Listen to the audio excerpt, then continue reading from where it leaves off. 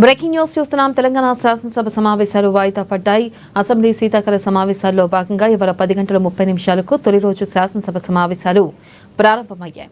అనంతరం సంతాప తీర్మానం ప్రకటించిన స్పీకర్ ఈ సందర్భంగా తుంగతుర్తి సూర్యాపేట ఎమ్మెల్యేగా పనిచేసి మరణించిన మాజీ మంత్రి దామోదర్ రెడ్డి, చేవెళ్ల మాజీ ఎమ్మెల్యే కొండా లక్ష్మారెడ్డిలకు సభ్యులు సంతాపం తెలిపారు.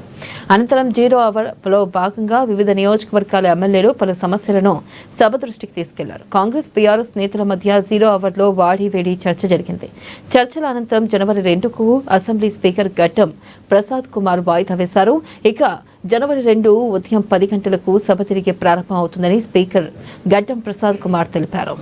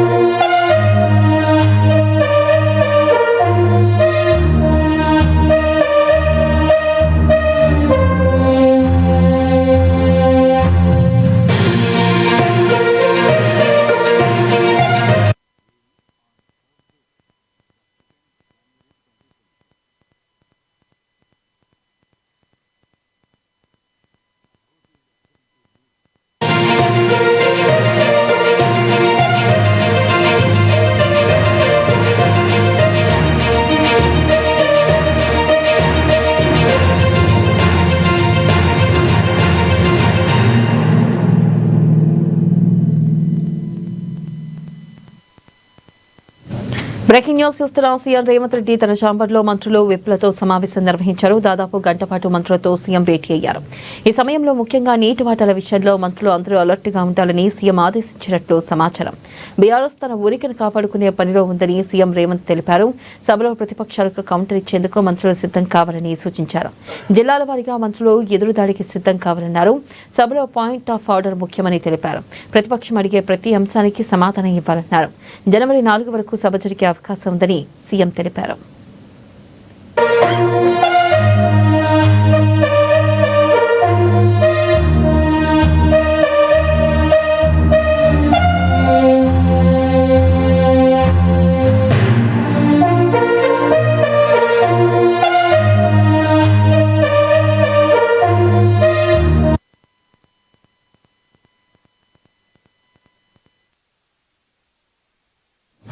తమ పెండింగ్ బిల్లులను తక్షణమే విడుదల చేయాలని డిమాండ్ చేస్తూ మాజీ సర్పంచ్లు ఇవాళ అసెంబ్లీ ముట్టడికి ప్రయత్నించారు.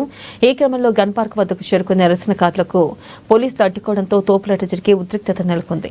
నిరసన చేస్తున్న పలువురు మాజీ సర్పంచ్లను పోలీసులు అదుపులోకి తీసుకుని పోలీస్ స్టేషన్కు తరలించారు. ఇక గ్రామాల అభివృద్ధి కోసం చేసిన ఖర్చులకు ప్రభుత్వం నుంచి నయా పైసా రావడం లేదని వారు ఆవేదన వ్యక్తం చేశారు.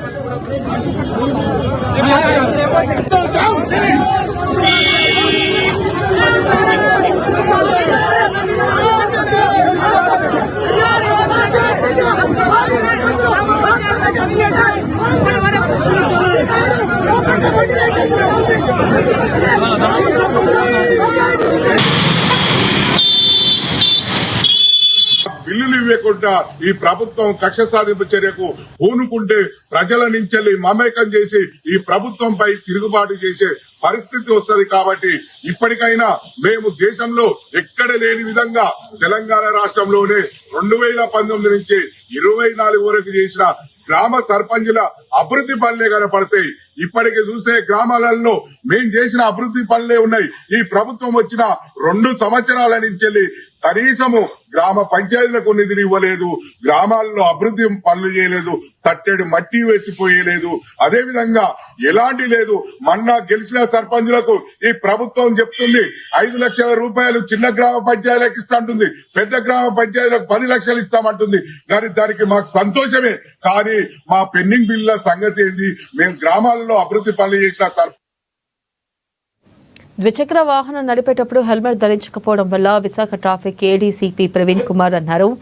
నో హెల్మెట్ నో పెట్రోల్ నిర్వహిస్తే తప్పనిసరిగా ప్రతి ఒక్కరూ హెల్మెట్ ధరిస్తారని చెప్పారు. హెల్మెట్ ధరించకుండా వచ్చిన ద్విచక్ర వాహనదారులకి పెట్రోల్ కొట్టొద్దని విశాఖలోని పెట్రోల్ బంకులకు పలు సూచనలు జారీ చేశారు. ఎవరైతే సూచనలను అధిగమిస్తే చట్టపరమైన చర్యలు తీసుకుంటామంటున్న ట్రాఫిక్ ఏడీసీపీ ప్రవీణ్ కుమార్తో మా Uttarandhra regional coordinator Avatar Yadav face to face. Police వారైతే మాత్రం ప్రత్యేక హెచ్చరిక అయితే ఇప్పటికే జారీ చేశారు. నో హెల్మెట్ నో పెట్రోల్ అనే ప్రోగ్రామ్ అయితే మాత్రం గత 2 రోజులుగా విస్తృతంగా ప్రచారం చేస్తున్నారు. ఏడీసీపీ ప్రవీణ్ కుమార్ గారు మనతో ఉన్నారు. ట్రాఫిక్ ఆయన అడిగి తెలుసుకుందాం. సార్ నమస్తే. సార్ నమస్తే. ఇది వాహనదారులకి అయితే మాత్రం ఇప్పటికే మీరు హెచ్చరికలు జారీ చేశారు, నో హెల్మెట్ నో పెట్రోల్ అని చెప్పి. అలాగే పెట్రోల్ బంక్ వాళ్ళకి కూడా ఇప్పటికే వాళ్ళకి కూడా పెట్రోల్ బంక్ వాళ్ళకి కూడా దీనిలో ఇన్స్ట్రక్షన్స్ ఇవ్వడం జరిగింది. ఒకవేళ హెల్మెట్ లేకుండా 2 వీలర్స్ ద్విచక్ర వాహనదారులు వచ్చినట్లయితే పెట్రోల్ కొట్టద్దని చెప్పేసి కూడా వాళ్ళకు కూడా తెలియజేయడం జరిగింది. ఈ మధ్యకాలంలో 2 వీలర్స్ వాహనదారులు కూడాను ఎక్కువగా ఈ యాక్సిడెంట్స్ గురవుతున్నారు. హెడ్ ఇంజరీస్ అయినందువల్ల డెత్స్ కూడా ఎక్కువగా ఉన్నాయి. దాన్ని దృష్టిలో పెట్టుకొని తర్వాతను ఇది సుపీరియర్ ఆఫీసర్స్ ఇన్స్ట్రక్షన్ మేరకు అలాగే కోర్టు కూడా దీని మీద ప్రత్యేకించి మరి ఇంకా నో హెల్మెట్ లేని డ్రైవర్ అనేది అలౌ చేయొద్దని చెప్పి గతంలో కూడా మరి తెలియపరిచినారు. ఆ మేరకు ఇక్కడ ఆల్మోస్ట్ ఇది లాస్ట్ అంటే ఈ సంవత్సరం నుండి విస్తృతంగా కేసులు పెడుతున్నాము. ఎవరైతే నాన్ వేరింగ్ హెల్మెట్స్ ఎవరైతే ఉన్నారో వాళ్ళకి ఆపి చేసి దాని మీద వాళ్ళ మీద కేసులు కూడా పెట్టడం జరుగుతుంది. ఆల్మోస్ట్ పెట్టినప్పుడు కూడా ఇంకా కొంతమంది ఇన్ని చెబుతున్నప్పుడు కూడాను దీన్ని నిర్లక్ష్యం వహిస్తున్నారు. దాని మేరకు ఇది ఫైనల్ గా మరి అలాగే లైసెన్స్ కూడా సీజ్ చేస్తున్నాము. తర్వాత సీజ్ చేసిన తర్వాత సస్పెండ్ కూడా చేస్తున్నారు. అయినప్పుడు కూడా ఎవరైతే ద్విచక్ర వాహనదారులకి దీనిలో మార్పు రానందువలన ఈ పెట్రోల్ బంకుల దగ్గర అంటే ఓనర్స్ కావచ్చు లేకపోతే అక్కడ మేనేజర్స్ కావచ్చు వాళ్ళందరికీ కూడా తెలియజేయడం జరిగింది. హెల్మెట్ లేకుండా వచ్చినట్లయితే మాత్రం నో హెల్మెట్ నో పెట్రోల్ అని చెప్పేసి హెచ్చరిక జారీ చేయడం జరిగింది. అలాగే తర్వాత అక్కడ సైనేజ్ బోర్డులు కూడా ఏర్పాటు చేయడం ఉంది. అది ఇది ఏదైతే ఇప్పుడు ఉన్నాయో పెట్రోల్ బంకులు వద్ద చాలా పెట్రోల్ బంకులు బోర్డులు కూడా అవి పెట్టి ప్రదర్శిస్తున్నారు. ఒకవేళ పెట్రోల్ బంకు సిబ్బంది కానీ యాజమాన్యం కానీ హెల్మెట్ లేని వాళ్ళకి పెట్రోల్ కొడితే ఎటువంటి పరిస్థితి ఉంటుందండి? ఒకవేళ ఇప్పుడు దాని మీద వాళ్ళకు కూడా చెప్పడం జరిగింది.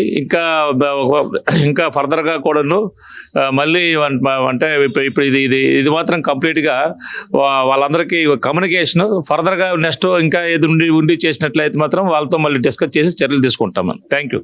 ఇది పరిస్థితి. ఎవరైనా కానీ హెల్మెట్ లేకుండా పెట్రోల్ బంకుకి అయితే మాత్రం వెళ్తే పెట్రోల్ కొట్టొద్దని ఇప్పటికే పెట్రోల్ బంకు యాజమాన్యంతో సిబ్బందితో అవగాహన సదస్సులు కూడా నిర్వహించాము. ప్రతి ఒక్కరు కూడా హెల్మెట్ క్యారీ చేయాలి, హెల్మెట్ క్యారీ చేయడం వల్ల ప్రాణహాని తప్పుతుందని కూడా గతంలో కూడా చాలా కేసులు పెట్టినప్పటికీ కూడా మార్పు రాకపోతే ఇటువంటి నిర్ణయాలు తీసుకోవడం జరిగిందని చెప్పి ఏడీసీపీ ట్రాఫిక్ ప్రవీణ్ కుమార్ గారు చెప్తున్న పరిస్థితి కనబడుతుంది. చూస్తూనే ఉండండి ఏఎన్ఎన్ టీవీ. కెమెరా పర్సన్ రాజాతో ఏఎన్ఎన్ టీవీ విశాఖపట్నం.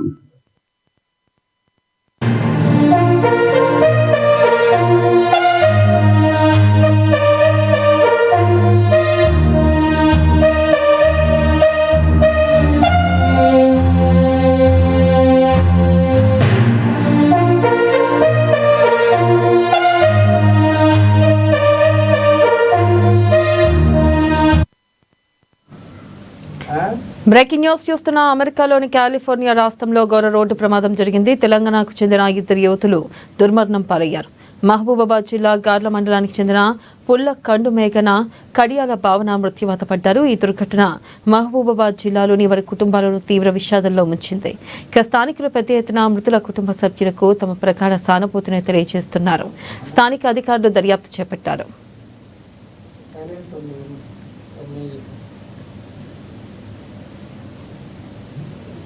తమ్ముడు మీరు అసలుకి అయితే ఇక్కడే మాట్లాడు.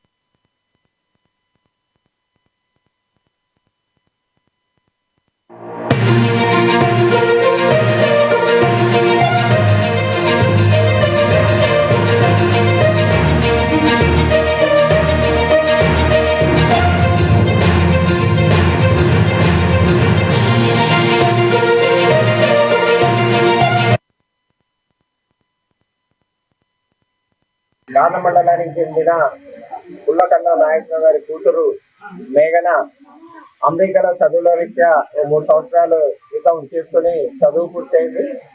చదువు పూర్తయిన సందర్భంలో క్రిస్మస్ సందర్భంగా అక్కడ స్నేహితులతో ఒక యాత్ర టూర్ పోతా ఉంటే అక్కడ ప్రమాదం జరిగి లోయల పడి చనిపోవడం జరిగింది. గాన మండలానికి చెందిన మీ సేవ పుల్లకండ నాగేశ్వరరావు గారి కూతురు మేఘన, అదేవిధంగా మన ముల్కనూరుకు సంబంధించిన కోటేశ్వరరావు గారి కూతురు భావని కూడా చనిపోవడం జరిగింది. వీళ్ళు చిన్నప్పటి నుంచి క్లాస్మేట్స్, స్నేహితులు ఇద్దరు కలిసి కూడా అక్కడ చదువుల రీత్యా అమెరికా పోవడం జరిగింది. ఈ విషాద ఘటన గార్ల మండలంలో మొత్తం ఉంది.